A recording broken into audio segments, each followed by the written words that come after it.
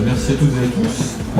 Je m'appelle Frédéric Achat, je fais partie de Saint-Gobain et je vais vous parler aujourd'hui de l'activité réalité virtuelle au sein de Saint-Gobain. Je commencerai en fait par une présentation du groupe Saint-Gobain rapidement, Saint-Gobain Recherche et de l'activité, et puis ensuite je pense qu'on va pouvoir illustrer, on va dire, par certaines réalisations de l'année passée et d'autres réalisations des années précédentes, puis après si on a le temps on pourra prendre quelques questions. Donc très rapidement, Saint-Gobain c'est un groupe industriel qui est international, on est sur les 5 continents. Comme vous voyez, bon, voilà, il y a un chiffre d'affaires assez conséquent et on a un petit peu moins de 200 000. Pour le souligner, Saint-Gobain c'est 350 ans en 2015, donc c'est pas rien. Et qui est, on va dire, c'est un groupe qui est à la pointe sur plein de domaines. Pour le schématiser de manière, on va dire, assez grossière, on va retrouver en fait 4 pôles. Les matériaux innovants, les produits pour la construction, la distribution bâtiment et ce qu'on appelle le conditionnement. Donc toutes ces activités en fait vont être regroupées sous la holding compagnie de Saint-Gobain. Et au total, il y a à peu près 1 millier d'enseignes, de marques qui existent. Vous pouvez imaginer qu'il y a les variantes de certaines marques dans différents pays, avec des acquisitions très régulières dans le plan, avec à côté ici une fonction de support non négligeable. On a ici un peu la répartition par rapport au chiffre d'affaires de ces activités. Les choses qui vont vous parler en fait en termes de matériaux innovants, ça va être tout ce qui se fait sur le solaire, tout ce qui va être vitrage, les choses qu'on va pouvoir faire sur les façades de bâtiments, pour les teintes notamment, mais il y a des vitrages qui se pacifient, des vitrages qui vont être, on va dire, être capables de s'assombrir à volonté, tout ce qui va être plastique, haute performance, les abrasifs, j'en passe, c'est les meilleurs. Au niveau produits pour la construction, il y a des choses intéressantes que vous connaissez en France, des marques qui sont connues comme Weber, Placo, Isover par exemple. Il faut imaginer qu'il y a toutes les déclinaisons dans les pays, on va dire les autres pays, les autres continents. Pour la distribution bâtiment, en France, ça va être du LAPER, du 3P, du K/K, enfin de la plateforme du bâtiment. Donc vraiment un réseau important et vous voyez que c'est la plus grande partie du chiffre d'affaires. Et sur le conditionnement, c'est essentiellement une société qui s'appelle Veralia qui fournit en fait des contenants. Donc pour tout ce qui va être alimentaire, ça va de la bouteille de vin jusqu'au pot de confiture en passant par les pots de yaourt, etc. Voilà. Au niveau de Saint-Gobain, la stratégie principale, qui est plutôt orientée bâtiment, c'est de fournir des produits pour les professionnels, pour la construction et la rénovation des bâtiments.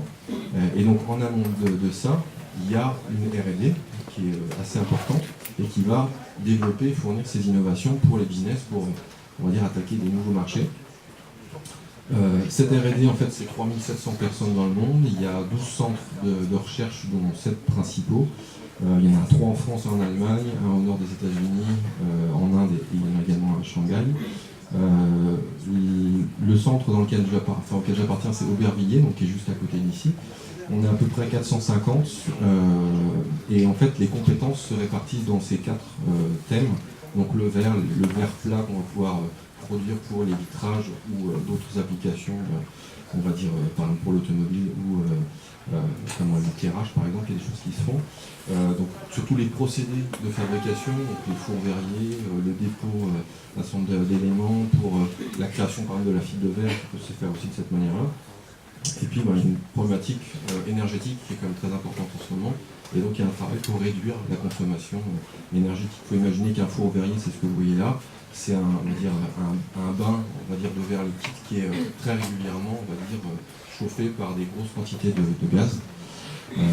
Au niveau surface, on va s'intéresser à tout ce qui va être dépôt, on va dire, de couches pour donner des propriétés dans le visible ou par exemple au niveau d'infrarouge pour les panneaux de verre par exemple. Il y a des éclairages, enfin, il y a beaucoup de choses.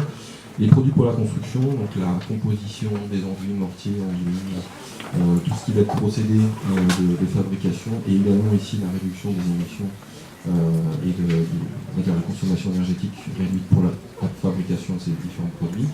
Et en dernier, on a la partie habitat avec une partie qui concerne tout ce qui est thermique, donc confort thermique. Et ici se retrouve l'activité réalité virtuelle. L'activité réalité virtuelle, c'est une activité qui est très récente au niveau de Saint-Gobain. On adresse en fait aussi bien les projets de R&D que la partie marketing ou différents business, mais on va aussi être orienté vers l'extérieur, donc au niveau de la prescription pour, on va dire, proposer des solutions, des produits, et même toucher le client final des différents business. Tout ça, ça tourne autour de la visualisation et l'expérimentation, donc se rendre compte de ce qu'on va pouvoir mettre en place, et on passe, on va dire, par des simulateurs et des illustrations de concepts.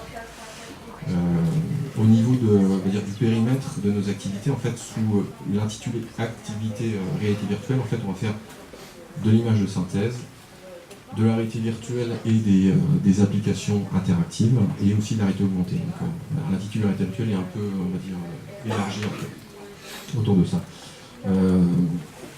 Pour vous donner un peu une idée de cette activité, ça a commencé en 2009 par une personne, moi j'ai rejoint en 2010, et depuis en fait on a 2 apprentis en alternance, et on a des collaborations extérieures, mais c'est essentiellement une activité de pilotage et de spécification qu'on va mener en fait au niveau de Saint-Gobain, avec en 2011 plutôt des travaux qui étaient des expérimentations pilotes, des projets pilotes pour démontrer l'intérêt de ces outils au sein des différents business de Saint-Gobain.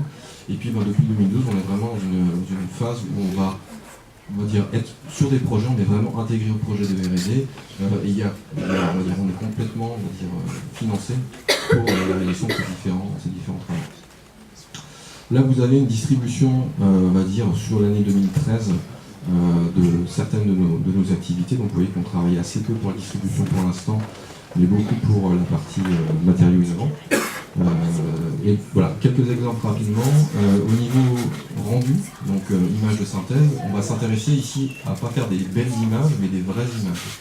L'image que je vous montre ici, en fait, c'est une image qui doit dater de 2009 ou 2010, qui est la première image qui a été jugée probante par les gens du marketing de Saint-Gobain Glace, parce qu'elle permettait de représenter de manière fidèle les interactions lumière-matière, les doubles réflexions, etc. Par rapport au vitrage, sachant qu'on va utiliser des moteurs de rendu, donc il y a des modèles de rendu qui sont poussés, on a des matériaux qui sont caractérisés, on travaille dans du spectral par exemple pour vraiment connaître exactement comment va se comporter on va dire, la lumière dans le visible et en dessous de la queue. Donc après de là, on peut illustrer, installer ces vitrages virtuels sur des structures. On va pouvoir, on va dire, faire un certain nombre d'animations, des comparatifs. Il faut bien imaginer quand il y a des projets industriels, on ne peut pas, on va dire, amener tous les échantillons. Donc le numérique a ici un intérêt très intéressant. Et on peut aussi, à l'avance, prévoir la manière dont un nouveau produit va se comporter. C'est-à-dire qu'il y a des modèles de simulation qui permettent d'identifier comment un vitrage va se comporter à la lumière. Et avant même de le produire, ce qui coûterait très très cher, on va être capable de l'illustrer de manière numérique et de le comparer aux produits existants. Donc après on peut partir sur des façades de bâtiments, et il y a pour info une application qui est aujourd'hui distribuée, donc vous voyez un peu ici le timing, c'est des choses qui maintenant sont complètement utilisées et intégrées par les équipes au niveau de Saint-Gobain par exemple. Image intérieure maintenant, on peut aussi caractériser du verre en termes de profilométrie par exemple, donc là faire une image de synthèse d'un verre qui va être on va dire structuré.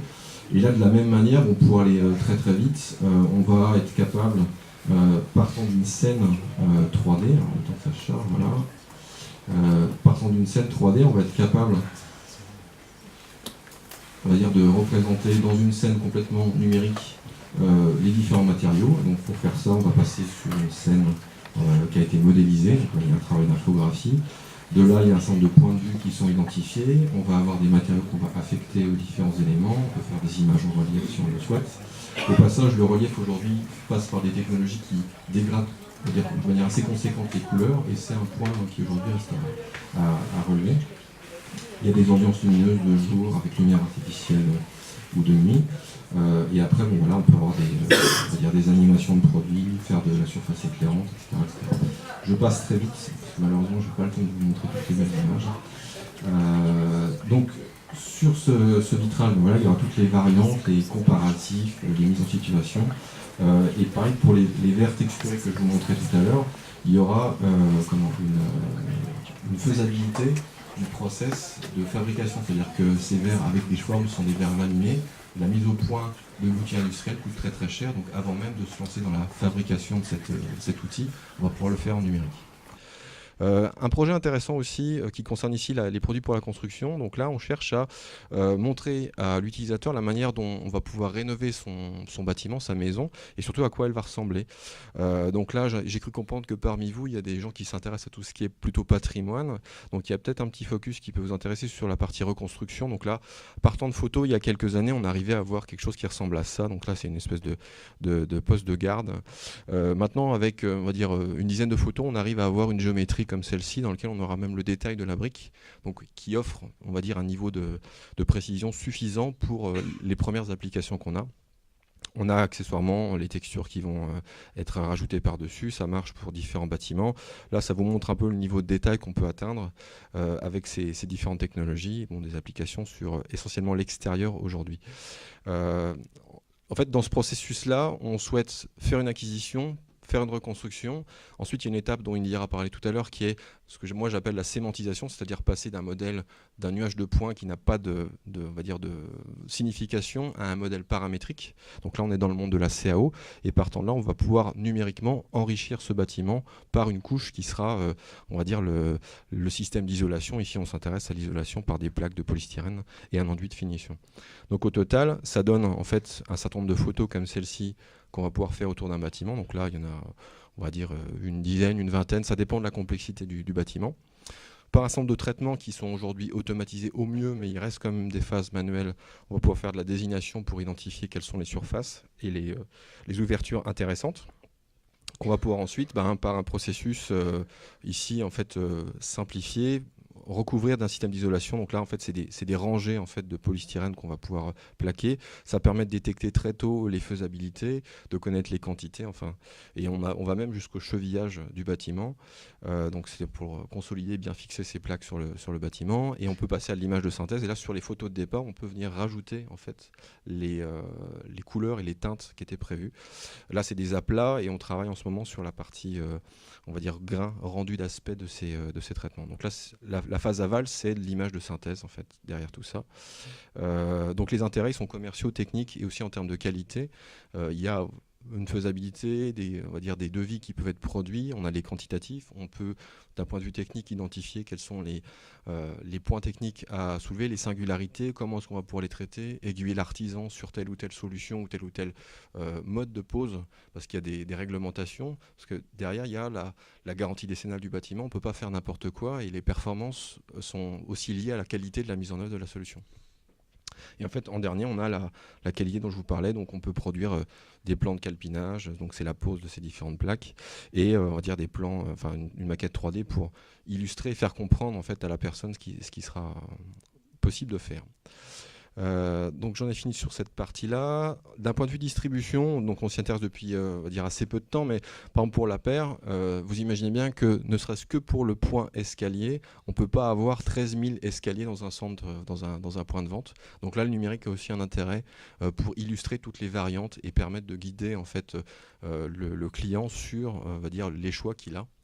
Par rapport à ça. Donc il y a une application interactive qui est sur écran tactile en magasin, qui est en ce moment en expérimentation pilote au Mans, qui permet en réalité augmentée de montrer en fait un escalier dans le magasin. Et donc les variantes. Et on a aussi une application qui a été, va dire, déployée aujourd'hui, qui, comme vous voyez, a été prototypée en 2012 et puis qui a été, on va dire, industrialisée et puis lancée en 2013, dans laquelle on peut en fait, en réalité augmentée, venir placer un escalier chez soi pour comparer les différentes finitions. Ce qui fait que derrière, on peut aller en magasin. D'ailleurs, il y a un lien sur le magasin le plus proche. Et donc, on peut commencer directement à discuter avec le vendeur. On peut reprendre la configuration sur le configurateur, etc. etc. Donc ça, c'est pour la partie, on va dire, activité récente. Après, quelques points assez sympas sur ce qui s'est fait les années précédentes. Par exemple, pour illustrer toutes les variantes de produits sur les marques Rikipton et puis Gipton. Donc là, c'est des plaques qu'on va avoir au plafond comme celle-ci. Il y a un catalogue qui est phénoménal. Et donc, pour illustrer toutes ces variantes, pour pouvoir travailler sur les nouveaux concepts, on a besoin d'outils de visualisation. Et de la même manière, il y a un outil qui a été développé qui est là pour la partie innovation, donc travailler des nouveaux produits, la partie vente et aussi la partie com en fait, du business.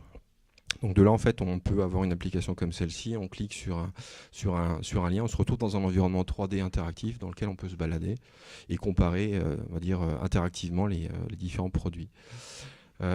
Point sympathique, c'est la DB Station. Donc c'est un travail qui a été fait pour Placo, les gens de Saint-Gobain-Glace, qui a pour objectif de montrer et de faire comprendre à un client potentiel quelles sont les performances acoustiques des cloisons ou des ouvertures dans un bâtiment.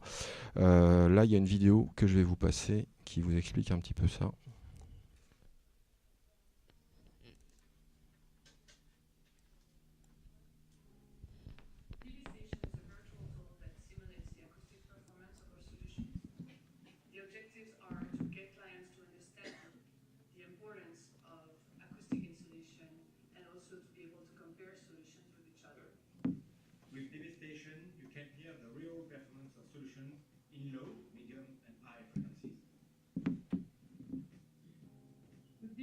You can first compare systems under neutral conditions via multiple combinations of noise sources and solutions.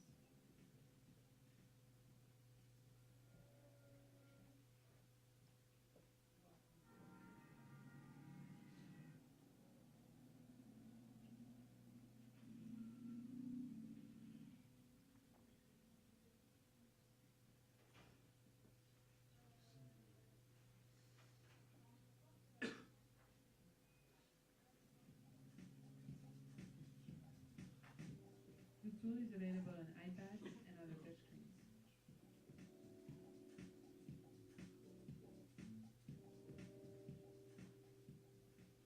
DB Station also allows you to experience system performance in real-life scenarios.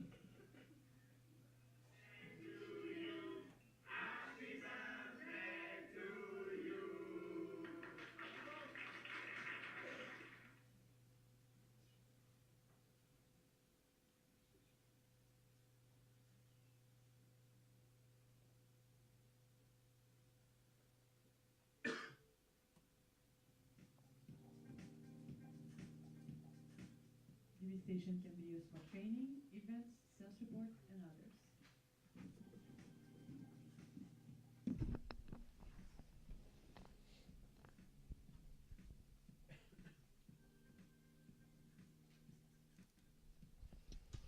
Voilà.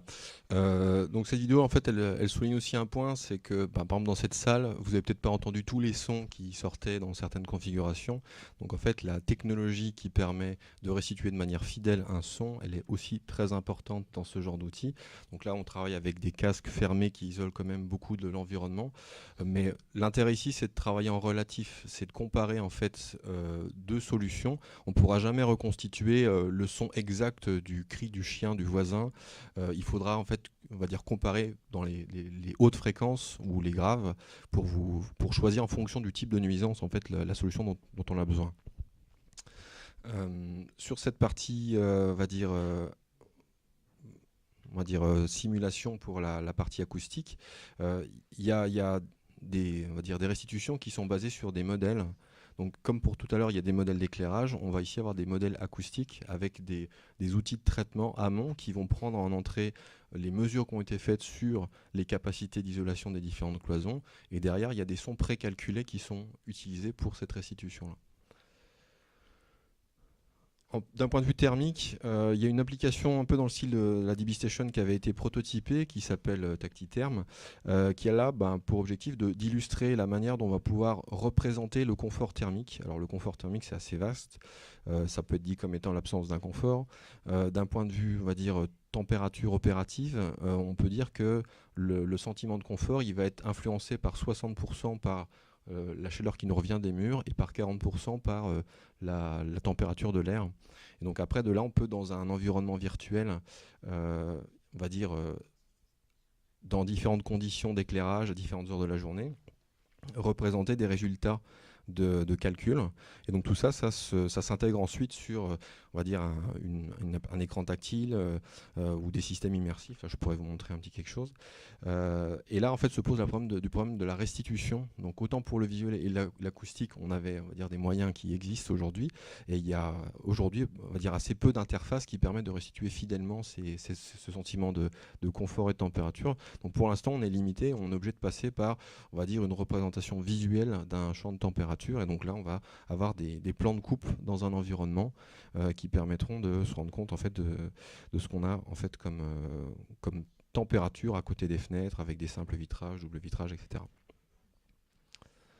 Donc là, de la même manière, en immersif, donc là c'est peut-être pour illustrer pour ceux qui ne le savent pas ce que c'est qu'un système immersif type Kev. Donc c'est un écran un système dans lequel il y a 3 écrans, donc le sol est un écran et il y a 3 écrans verticaux. La personne est suivie en position dans cet environnement et peut de cette manière percevoir à l'échelle 1 et en temps réel un environnement. Après, il y a des problématiques de navigation qui interviennent.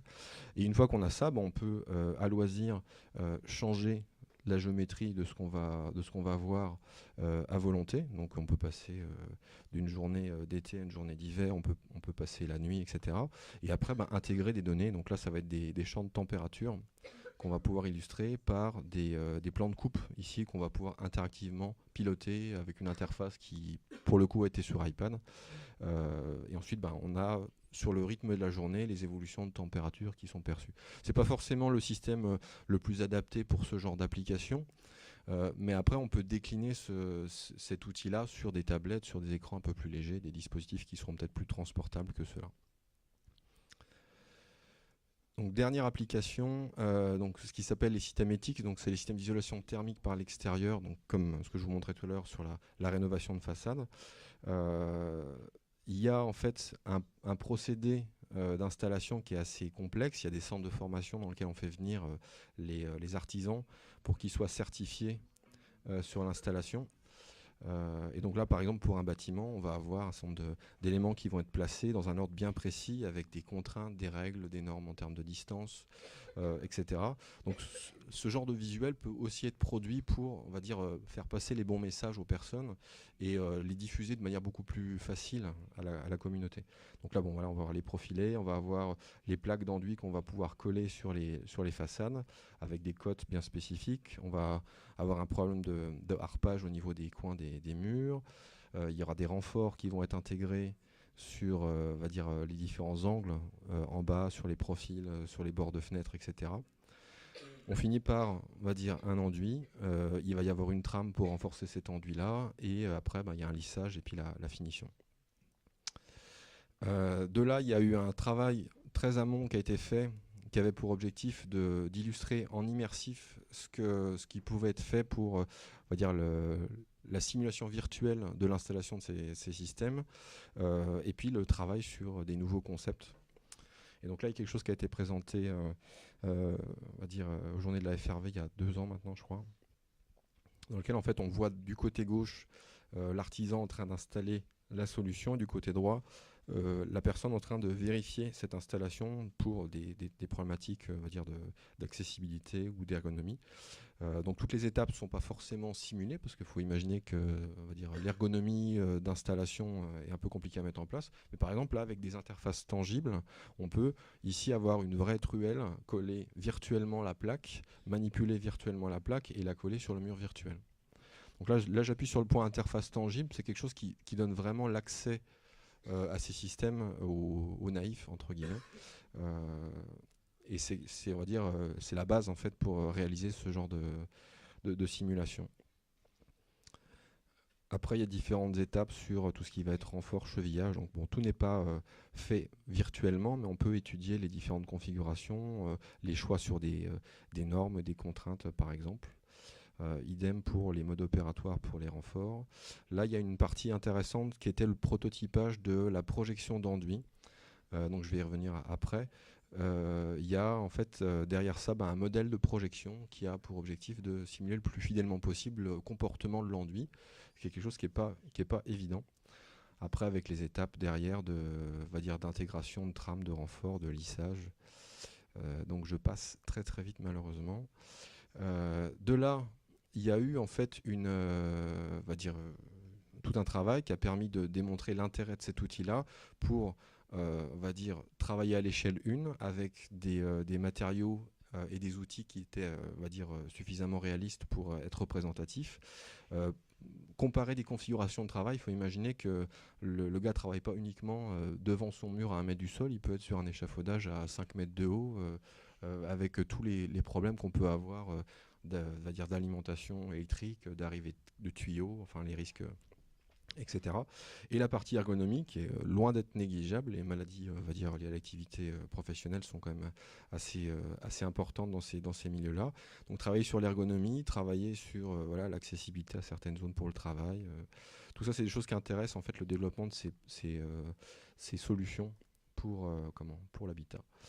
De là, il y a eu une déclinaison qui a été faite parce que pendant ce travail-là, a été identifié le fait que la projection d'enduit, c'était le point le plus sensible.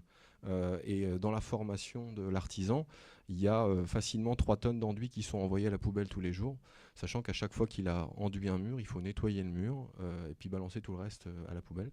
Donc ça prend du temps, etc. D'où l'idée de faire en virtuel un outil donc qui s'appelle la Weber AppliStation, qui existe en fait aujourd'hui dans 2 configurations. Une configuration événementielle qui est, on va dire, pour le buzz sur les salons, et une version, on va dire, de formation qui, elle, est dans un centre de formation à Coulon et qui va se déployer au fur et à mesure.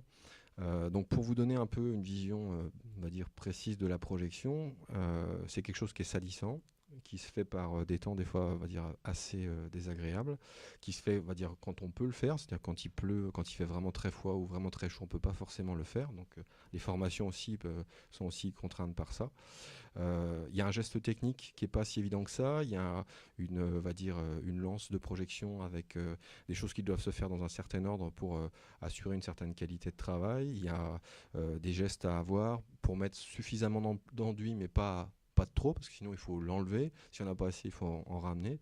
Donc derrière, c'est des enjeux en termes de productivité pour l'artisan, des quantités d'enduit qui vont être gâchées, etc. Il y a toutes les étapes qui sont là. Je passe là-dessus. Donc sur la configuration, on va dire, de base, on est passé par un prototype qui a été démontré à Laval Virtual, qui avait en fait... on va dire le premier concept, c'est de travailler sur des grands écrans de télé avec une interface tangible et puis un pilotage sur iPad.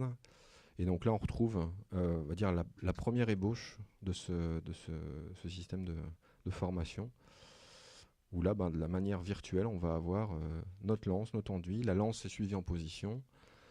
Donc c'est une vraie lance, donc l'utilisateur a vraiment la bonne prise en main. Il est autant gêné par les alimentations en tube que ça peut l'être en réalité. Et sur le principe, donc là il y avait une première version d'un modèle de projection qui permettait de, on va dire, approximer l'épaisseur d'enduit qu'avait projeté l'apprenant. Et de là, derrière, on peut passer sur un travail d'analyse, donc c'est-à-dire lui faire comprendre ce qu'il a fait, ce qu'il a bien fait, ce qu'il a mal fait. Et l'intérêt, c'est de pouvoir recommencer autant de fois qu'on le veut. Donc les distances au mur, etc. Voilà. Partant de ça, il y a une version plus qui a été, on va dire, une version finale qui a été développée, qui a été ensuite intégrée, démontrée dans les différents salons un peu partout en Europe. Elle voyage assez régulièrement. Dans certains salons, ça amène beaucoup de monde. Ça permet de faire comprendre certains concepts. Ça valorise aussi beaucoup le métier et puis l'intérêt des formations. Et donc voilà, on a ce genre d'outils. Et donc la déclinaison formation, qui elle nécessite un écran beaucoup plus large, il y a eu un concept qui a été avancé, et aujourd'hui on a en fait un système avec un écran de 2 mètres par 2 dans lequel on peut, on va dire, durant la formation, sensibiliser l'artisan aux gestes et on va dire aux réflexes à avoir quand il est en train de travailler devant un mur. L'idée, c'est pas de remplacer, on va dire, la formation à 100%, mais c'est d'amener l'apprenant à peut-être 80%, 70%, 80% d'expérience et de maîtrise, et après il n'y aura plus que 20% à faire avec de l'enduit qu'on va mettre à la poubelle. Après il y a tout un travail encore nécessaire pour compléter ça, pour on va dire rajouter les autres étapes de l'installation, mais voilà, cet outil-là commence à être on va dire bien utilisé dans les formations. J'en ai terminé, j'espère que ça vous a intéressé. Si vous avez des questions, merci.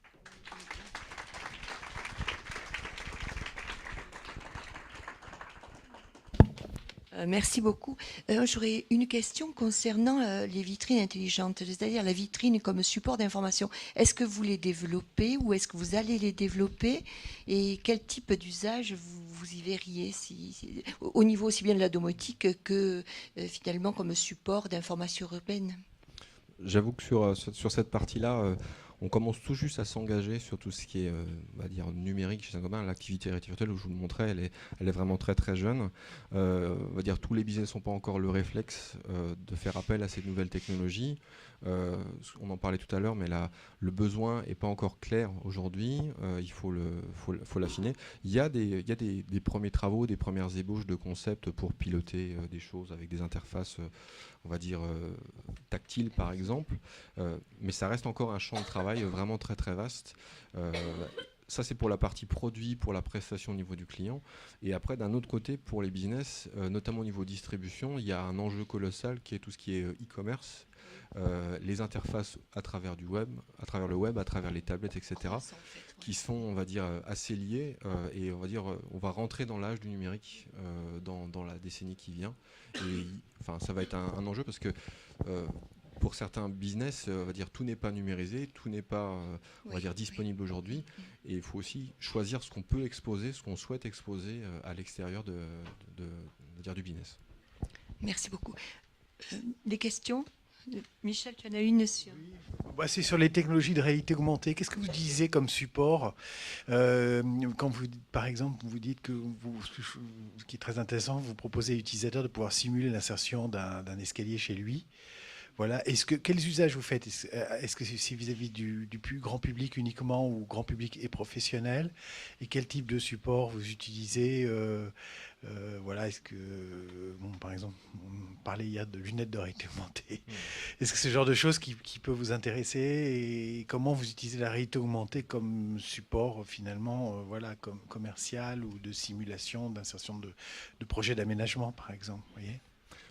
Aujourd'hui, en fait, on cible clairement le grand public. Il y a quelques applications qui sont internes Saint-Gobain, mais dans la majeure partie, on va vraiment chercher à avoir des vecteurs de communication qui sont vraiment très, très larges.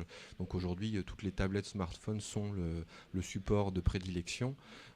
Et après, il y a des technologies qui permettent de faire des travaux avec ou sans marqueur pour intégrer en fait, les objets virtuels dans l'environnement quotidien des utilisateurs. Il y a encore tout un travail on va dire pour déployer tout ce qu'on peut faire, mais on en est vraiment au début. Je vous montrais la partie distribution bâtiment, c'est vraiment on va dire les prémices aujourd'hui. Je me permets une toute petite question complémentaire.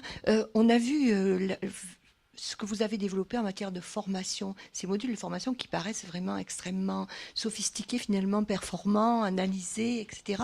Est-ce que vous travaillez avec des écoles qui proposent des métiers ou des CAP, etc. ou pas du tout? Ou vraiment parce que j'ai bien entendu que ça s'adresse au grand public, mais néanmoins ce sont des outils de formation, d'apprentissage qui utilisent le numérique de manière très, très sophistiquée, très pertinente.